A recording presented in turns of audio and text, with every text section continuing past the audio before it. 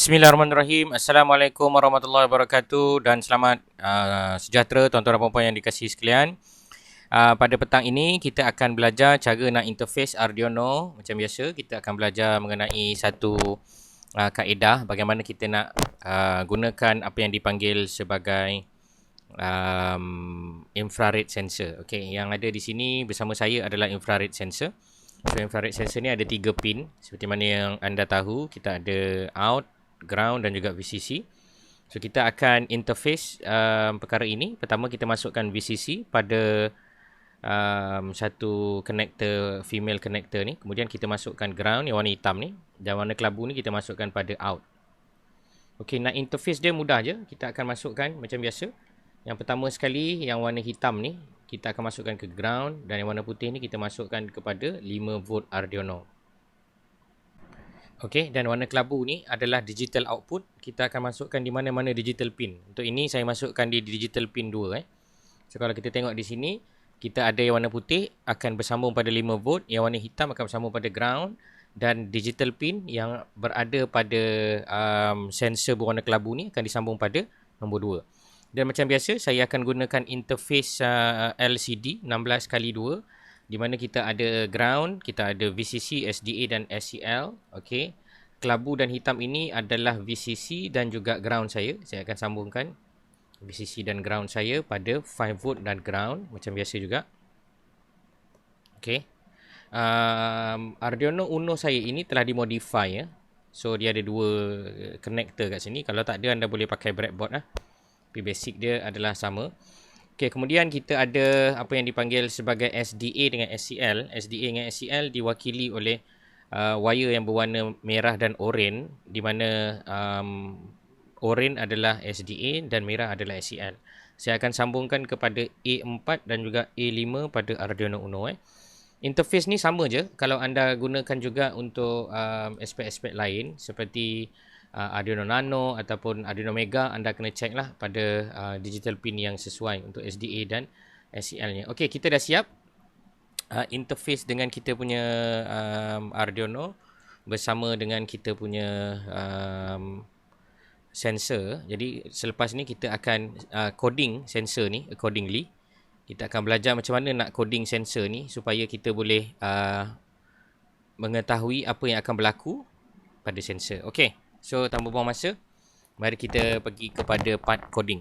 So macam biasa, tutorial hari ni kita akan gunakan PictoBlocks. So anda akan pertamanya akan buat connection pada board. Anda akan pergi kepada board.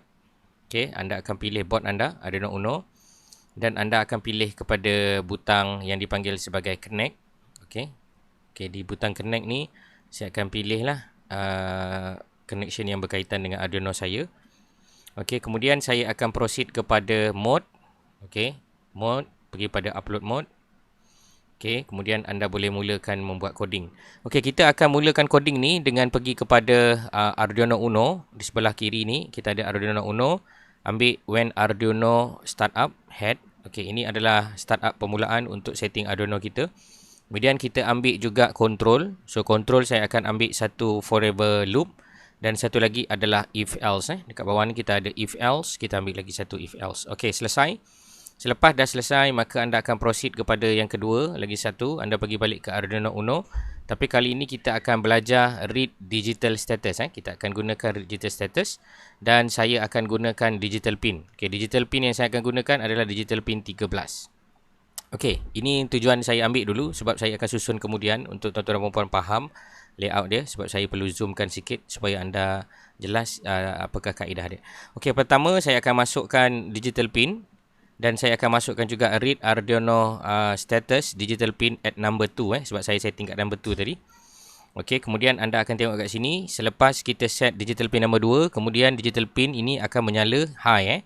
Kemudian kita boleh copy untuk menukarkan state dia ataupun menukarkan bahasa yang berkenaan, maknanya daripada high ke low, low ke high sebagai satu if statement lah. Kalau dia jumpa something pada kita punya infrared, dia akan membuat demikian. So kita masukkan pula forever block dan last kali kita attach kepada Arduino startup. Okey, so interface kita dah siap. So sebenarnya tuan-tuan dan puan-puan boleh proceed terus untuk klik kepada upload code. Okay, so selepas kita upload kod, mari kita tengok apa yang terjadi kepada kita punya Arduino setup. Okay, saya akan zoom out sikit untuk kita nampak dengan lebih jelas apa yang terjadi pada kita punya Arduino. So ini adalah digital pin nombor 13 dan ini adalah sensor kita. So kita lihat kalau apa-apa yang terjadi kepada sensor yang saya detect ni, kalau kita tengok apabila ada lintasan yang menyebabkan infrared sensor ini terreflect bersama dengan emitter dan juga sensornya, maka akan berlaku aksi pada LED sana. Di mana di sini jika dia detect maka LED tak menyala, bila dia tak detect maka LED menyala. Jika detect LED tak menyala, bila tak detect LED menyala. So kita boleh tukar coding ni dengan menggunakan PictoBlocks juga dengan hanya menggunakan aplikasi yang dipanggil sebagai operator. Anda boleh klik pada operator di sini dan anda boleh ambil node ni dan anda boleh tukar state ya, di mana kita nak buat sekarang apabila sensor detect maka lampu menyala. So anda boleh buat demikian. Hanya pergi kepada upload code. Kita hanya letak node kat depan ni, kemudian kita boleh tekan upload code. Dan kita punya interface ni akan berubah. Sekarang ni kita dah berubah interface kita, di mana apabila butang LED ini menyala, menandakan sensor ini telah deactivate, maka LED di sebelah sini akan menyala. Cuba tuan-tuan puan lihat. So apabila berlakunya refleksi pada sinaran sinaran infrared pada sensor, maka sensor akan deactivatekan dan LED akan menyala. Baik, ini adalah secara ringkas bagaimana anda interface sesuatu objek dengan menggunakan infrared sensor. Namun begitu adalah baik jika saya mengubah suai kod saya ini supaya saya dapat buat seperti satu mekanisme penentuan makluman yang akan ditunjukkan pada LCD. So cara dia, tuan-tuan dan puan akan pergi kepada apa yang dipanggil sebagai display module dan kita akan buat initialization. Kita akan buang digital write tadi. Kita akan letakkan initialization dulu di atas sekali. Kita akan gunakan I2C sebab saya interface menggunakan I2C. Kemudian kita akan gunakan function write di mana kita nak baca status yang berada pada Arduino. Tapi sebelum kita boleh letak bacaan write ni, kita perlu masukkan juga apa yang dipanggil sebagai row dan column untuk menentukan status yang berkenaan. Kemudian kita boleh masukkan juga pada row and column untuk yang bahagian else. So kita nak buat macam satu sistem deteksi lah. Di mana dekat sini kita akan kata ruang kosong. Okay. So kat sini kita nak kata ada orang datang. Contohlah. So ini adalah contoh yang ada. So apa yang terjadi nanti apabila dia baca maklumat ini, maka akan diberikan maklumat yang tertulis ruang kosong ataupun ada orang datang pada sensor yang dikesan. So anda perlu ingat untuk letak dua benda ni. Yang pertama dipanggil sebagai clear display. Anda kena letaklah supaya dia berlaku refresh. Kalau dia tak berlaku refresh, nanti bacaan yang sebelum ni akan tertinggal pada ruangan LCD berkenaan. Dan lagi satu yang paling penting adalah anda kena letak sedikit delay. Sebab dia berlaku terlalu cepat, jadi kita takut mata kita tak boleh nak ada perseptif untuk melihat perubahan yang berlaku. So saya akan masukkan 0.5 delay kat sini. Okay, dan tak lain tak bukan kita akan uploadkan kita punya Arduino code. So apa yang akan berlaku sekejap lagi, apabila telah ada pengesanan, maka tulisan kawasan selamat ni akan bertukar lah mengikut kepada pengaktifan infrared sensor yang telah kita set up. Okay, so sekarang ni kita tengok ada orang datang. Okay, so kalau kita tutup sensor ini, maka dia tulis ruang kosong. So ini contoh macam pintu lah. Ataupun ini adalah satu deteksi di mana kita detect bahawa tempat ini bertutup.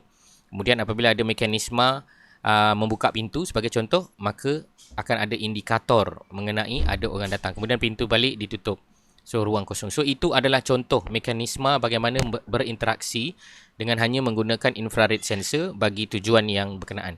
Baik, saya akan continue video ni nanti dengan salah satu idea bagaimana nak interface dengan kaedah yang sama, tetapi kita akan buat dengan menggunakan kaedah counter. Counter di sini bermaksud apabila kita detect sesuatu, maka akan ada penulisan di sini berapa orang masuk, berapa orang datang, kereta masuk berapa banyak dan kereta masuk berapa keluar. So itu adalah contoh interface yang kita akan belajar pada masa yang akan datang. Untuk anda yang baru-baru jumpa channel ni, jika anda rasa channel ini sangat bermanfaat, jangan lupa untuk subscribe, like dan yang paling penting sekali share. Dan juga jangan lupa untuk mencuba apa yang telah kita pelajari pada hari ini. Sekian, kita jumpa lagi. Bye-bye.